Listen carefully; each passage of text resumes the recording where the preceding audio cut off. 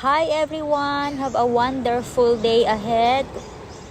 Saan man kayong sulok sa mundo, sa mga nag-request na gustong makita yung mga lugar na aking napupuntahan. Actually, hindi naman siya totally maganda. It's not expensive either. Hindi nga ako nagbabayad. Dahil totally libre lang naman. So, it's time for you to watch.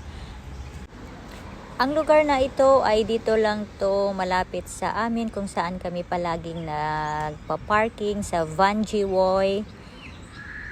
Actually, lahat naman dito is seawater, mga beaches, surfing area. Accessible siya. Pwede kang maligo na walang bayad. Which is mag-park ka lang ng iyong car. Kung may car, kung wala, edi maglalakad, diba?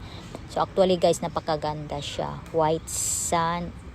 Although, yun nga lang, libre nga lang naman yan. Wala namang bayad yan, walang entrance fee. Pwede kang mag-picnic. Lahat pwede mong gawin, okay?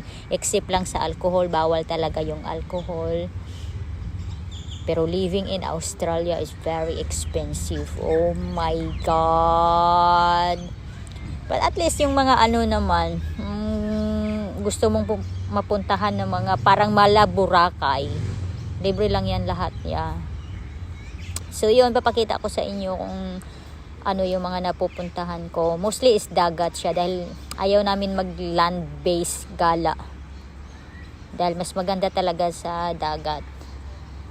And marami din man akong land-based na nagalaan pero bawal kasi magpalipad ng drone. So mostly kaya sa dagat din kami para makapagpalipad ako ng drone, makita din ninyo kung yung mga view.